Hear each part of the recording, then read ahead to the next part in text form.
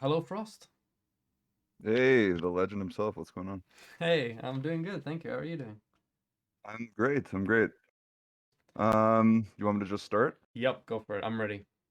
All right, I'm that guy who's living in that frozen hellscape, by the way. Yeah, I heard minus 44 degrees Celsius. Yeah, it's cold. It sucks. Are you living in like Um, Antarctica? no, it's in Canada. I'm on a military base. It's not a Uh, fun place. no, it Anyway, doesn't sound like it. so I'm about to head to the good old States, hmm and so I'm looking to strengthen some rhetoric before I go there and inevitably talk to American soldiers that disagree with me. hmm So I'm thinking about some problems with incentives being lost in social society or socialist societies, and maybe I'm misunderstanding the argument, hmm but from what I see, capitalism does incentives and competition pretty good hmm as far as well the good things that they do. Yep. So what do I say? Like how do we ensure incentives are still there and progress is still there when we democratize everything and it's not so much about profit? Yeah, so if we talk about the next step, like market socialism, for example, there Yeah. is no sort of like concession or like repeal of competitiveness, because fundamentally the thing that brings about what you talked about, competitiveness incentives, isn't so much capitalism as it's just markets and the profit motive. And those things will still exist under a market social society. All market socialism really is a democratization of the firms in the workplace. These firms will still be competing against each other. These firms will still have the profit motive, like, inherent to their mode of production.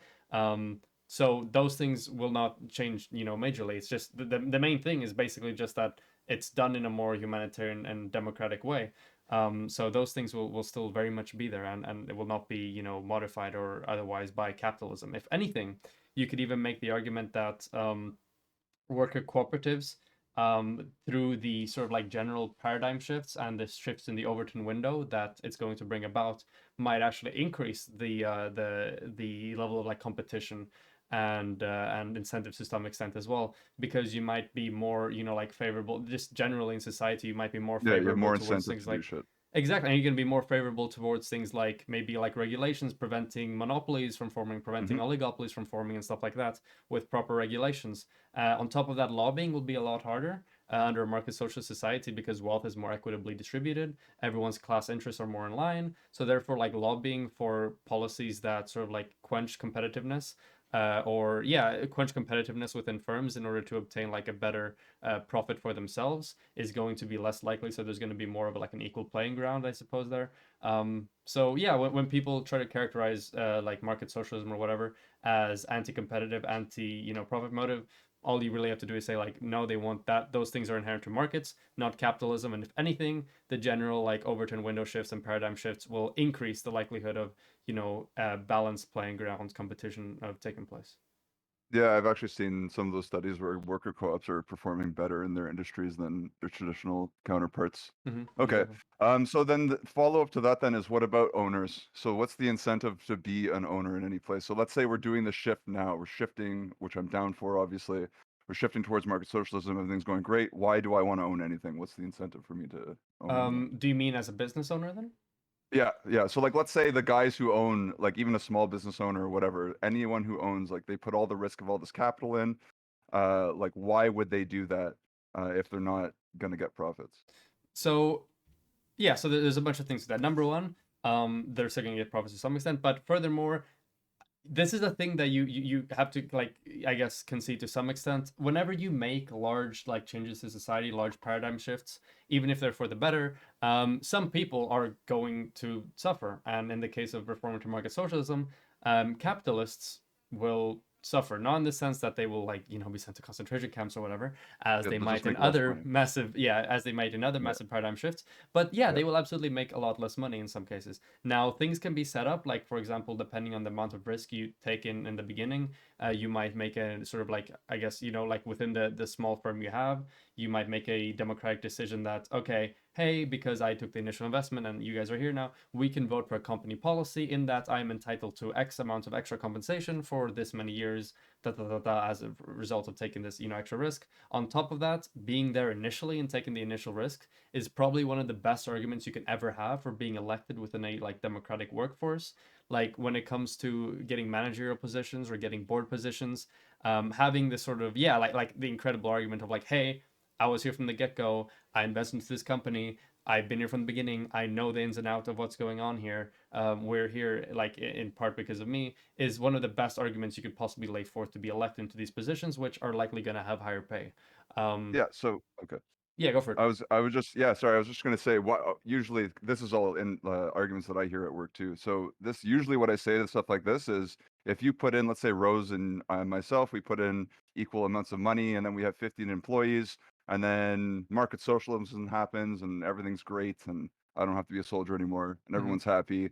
And then, oh shit, we actually invested all the money. Now we're gonna lose ownership of something. That kind of sucks. mm-hmm, Usually, what I say is you double the initial investment. Once you've doubled your initial investment, that's usually more than enough. Obviously, this could be dictated with the workers and stuff. mm-hmm, But as long as you've profited from your initial investment, so mm-hmm, we've put in $100,000 each, we've got back our $100,000, and now this company is profitable, and we're still there on the board, whatever. mm-hmm. You should be happy with that. I don't see anyone that would make an argument against that, and if they are, they're just greedy. Yeah, exactly. There's that, and you could also even like discuss exactly like when the market socialist policy runs around, you could include some level of compensation towards current business owners if that's something you want within that bill. So you might say, for example, okay, so depending on the initial investment, you know, after they've been compensated, then this thing will happen. Then it will like revert into 100% work cooperative. Then it will like whatever. You can include compensation towards current owners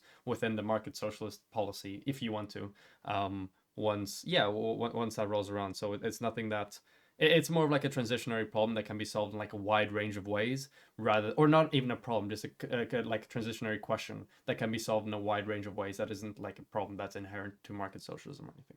I think, yeah, I think a lot of the issues lie in the nuance that people disregard on both sides. There's a lot of nuance that needs to be talked about when coming to these decisions. So a Mm-hmm. lot of people that aren't super fans of super capitalism, let's say, or market socialism, Yeah.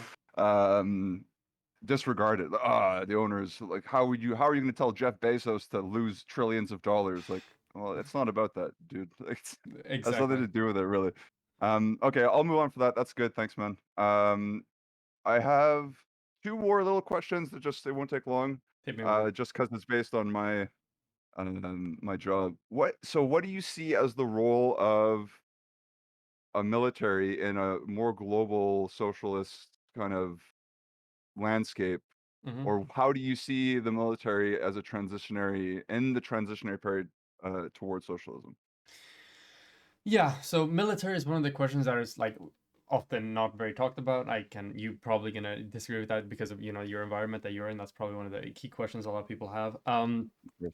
The general trend, I would say, like this is probably the thing I would feel most comfortable saying right now, given my current level of knowledge, would be that I'm in favor of generally collectivizing militaries in a more general fashion. So, for example, if we talk about the European Union, and there's a million and one issues with the European Union. However, I am typically in favor of regional unions. I believe they can do massive good when it comes to having, for example, trade influence to be able to negotiate and have power when it comes to massive multilateral trade agreements, such as, for example, one that we may eventually need for climate change. I would be more in favor of having a sort of like collectivized army or military within the members of the European Union as a state. Through this, you're going to disincentivize conflicts within European Union states, obviously, because countries aren't going to really have their own military. You're also going to further, like a general like collective, like strength or just like general spirit for the region as a whole. Probably you're going to have more of an effective military. Each country is going to have to give like less relative to what they're giving now towards having a military that will properly protect them. Um, Easier to do things like international cooperatives or sorry international cooperation when it comes to different militaries from different countries cooperating with each other, less risk of like I guess um, more dangerous or negative military decisions, such as for example the Iraq war taking place when there is such a massive body of countries that all have like I guess like differing material conditions or interests, I suppose. That's going to make sure that everything happens in like a more democratic way, and there's less like executive power within the military, which yeah, it could be bad as well, but I think mostly it's probably going to be a good thing. So I think that would be probably the major thing I would talk about, just generally through the increase of like regional unions and trade blocs, moving towards economic globalization under socialism. I would see the same thing happen with the military, where the military becomes more collectivized among like larger regions of the world.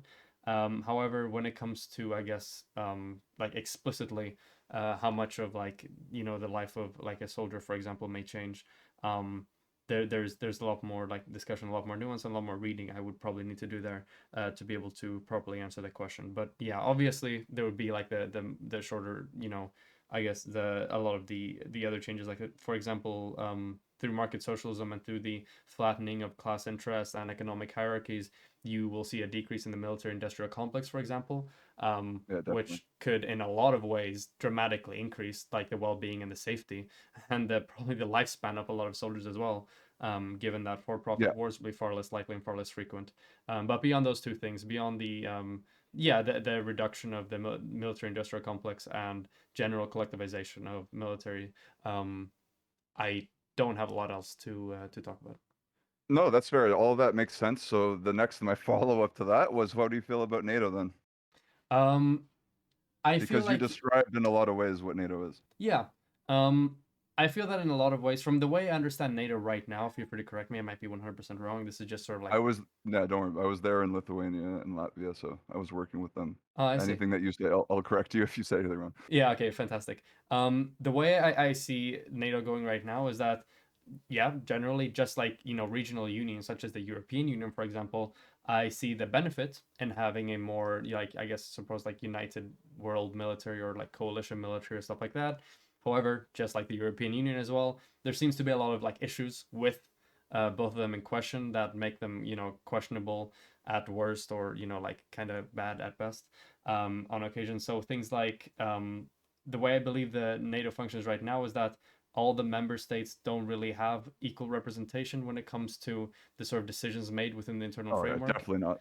Definitely not. Exactly, and that's absolutely something that needs to be amended. For example, I believe right now the United States has a massively disproportionate influence over NATO, and Yeah, given, for example, the to a disgusting degree. Yeah. exactly. And right now, given the political paradigm and the political situation in the United States of America, that influence can be exerted towards making NATO then by extent exert or yeah, just basically conduct these negative political influences on a geopolitical military scale, which is obviously negative.